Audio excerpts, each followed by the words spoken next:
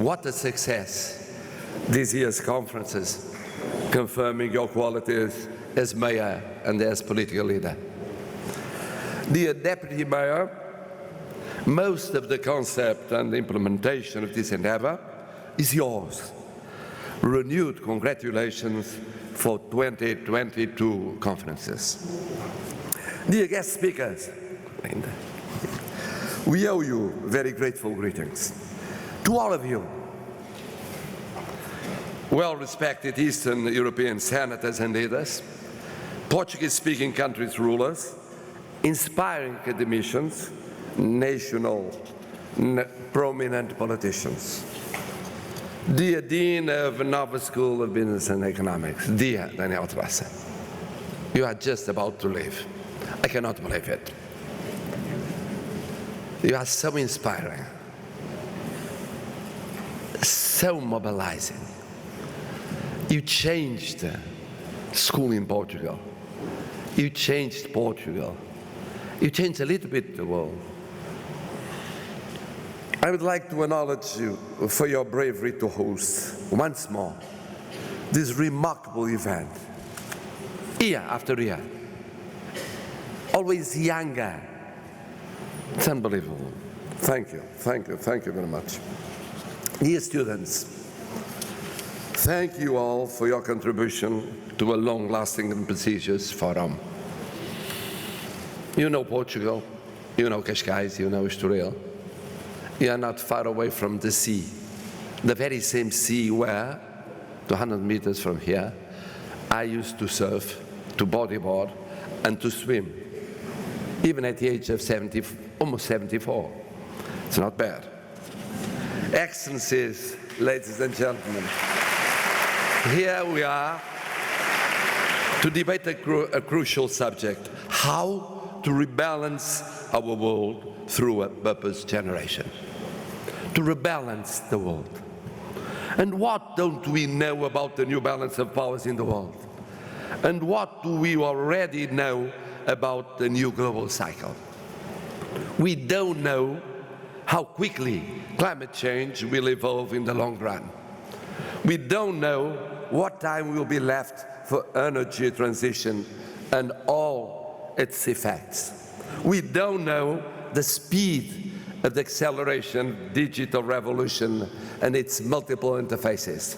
We don't know how fast will the world be able to try to address multilaterally the increasing dramas of scarce resources, poverty, hunger, war, terrorism, migration, refugees. We don't know the post-pandemic immediate and subsequent costs, both natural and human. We don't know how long the Ukrainian war will last and the immediate reconfiguration of geopolitical balance of powers.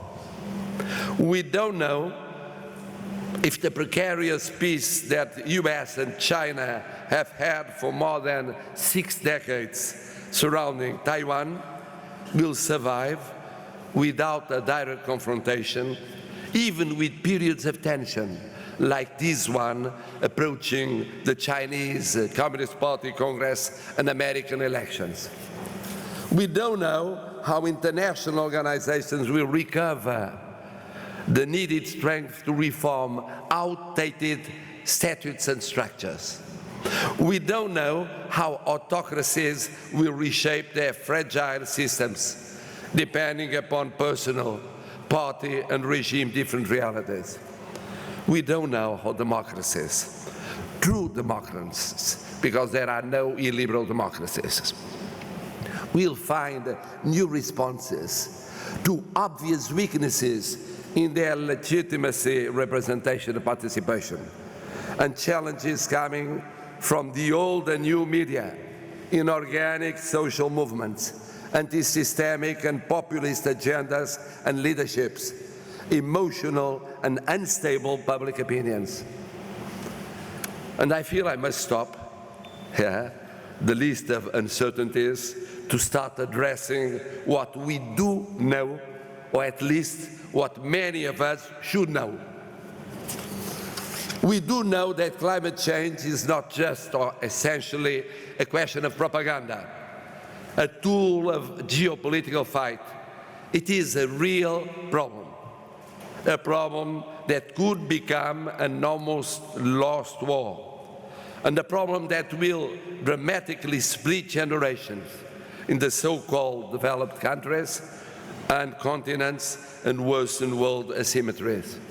We do know that energy transition is, in so many societies, late and requires regional and global settlements.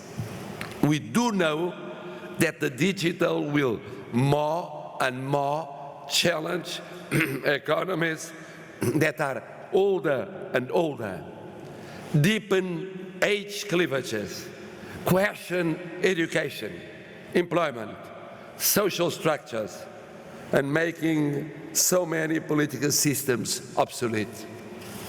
We do know that without multilateralism and global perspectives, resources, poverty, migration, refugees, wars, terrorism will become impossible to solve. We do know, it has been said here on this stage, that international and national institutions, the way they are, will always be late in understanding and finding outcomes to every old or new challenge. We do know that post-pandemic effects must be evaluated at the global level, in European just-born common healthcare policies, in domestic healthcare systems, not only on what they showed of incapacity of dealing with unpredictable global threats, but also of incapacity of adding those answers to the daily usual needs, mostly in aging societies, like so many European societies. We do know that the war in Ukraine is not a European war, but a global war involving three major geopolitical actors: Russian Federation, United States, and European Union.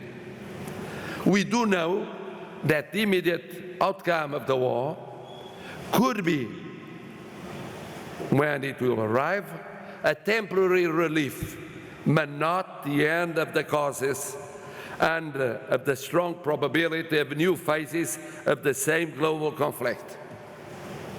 We do know that Russian Federation wants to recover global power and not just keep strong regional power. That the EU wants to get a permanent status of global power that is not yet obvious. That the US wants to show that it is a global power or superpower, if you wish, not depending upon midterm elections, and above all, of who is the head of state and supreme commander of the armed forces.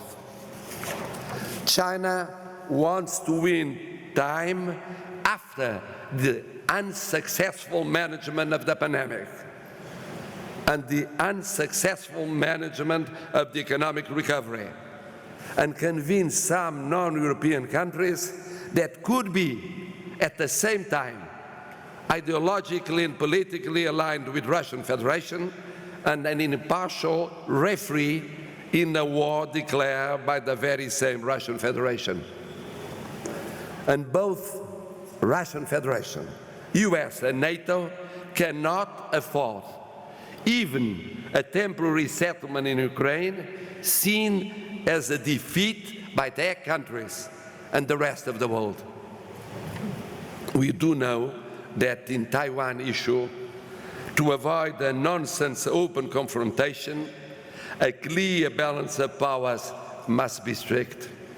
We do know that apparently wars are easier to face and try to win for dictatorships than for democratic ones, and that in democracy, opinions and pluralistic scrutiny are larger, heavier, and human life strongly valued. We do know, however, that even dictatorships or autocracies are influenced by external pressures, but that democracies cannot live without permanent renewal, cultural and social anticipation, political adjustments to so many and unpredictable changes. We do know that respect for international law and human rights, a vital role of renewed international institutions, not the way they are, must be safeguarded, and we must be firm in key values and principles, as Portugal has been in Ukraine, never giving up multilateralism and global dialogue whenever it's needed for a fair common purpose. Dear friends, the motto of this conference is a purpose generation to rebalance the world. I guess that speaking of purpose generation, you are thinking of a new inspiration, a new will in terms of values, ideas, dreams, objectives at every level, world, regional, national, local level, crossing different age generations. Mine, yours, in your 60s, 50s, 40s, 30s, 20s. But I will be even more specific than you appear to be, stressing that the purpose generation should be mostly the younger generation. We know that age can be a state of mind much more than ID, but let us be sincere. It's up to us with long political, economic, social, academic experiences to make a call concerning your generation, the purpose generation. It is nonetheless up to those being 17, 20, 22, 25, 27, 28, the main actors of that change. They are more future than we are. We who saw the fall of the Berlin Wall, the implosion of Soviet Union, the beginning of the emergence of new regional and global powers, the end of bipolar world, and then the end of unipolar world, without and with allies, the weaknesses of multipolar, multilateral attempts. We are more past or present than future. So let us assume the purpose generation is the one that is studying in schools like this. Congratulations, Dean Daniel Trassa. But also those millions and millions of youngsters that cannot afford to dream of studying in such a unique school, or just of studying point paragraph. And what should be the so-called purpose of this generation? It could be respect for human dignity, covering all values at stake everywhere. I prefer something different. Not even just freedom, inclusion. Inclusion. Inclusion means fighting against educational inequality and all the other inequalities. Means fighting against war, misery, forced migrations, refugees. Means dialogue, tolerance, acceptance of the other, a difference of pluralism. Means freedom and liberty. Means non-egoistic vision of people and society. Means refusal of racism, xenophobia, unfair discriminations. It is so simple, being so difficult to achieve. This is the great purpose for the purpose generation. Everything else will be small talk, more of the same, cosmetic, plastic touch on the faces of people, system, regime, institutions. Is it easy to acknowledge and battle for this purpose? My experience is that it's not easy at all. Not easy at all. Each single victory could be immediately forgotten or submerged by 3 or 4 defeats. That's what makes life worth living. Never giving up, never surrendering, calling those that have ahead of them decades and decades and decades of life to live to lead this eternal journey. Now it's your turn. Good luck. We shall try to support you, but under your leadership.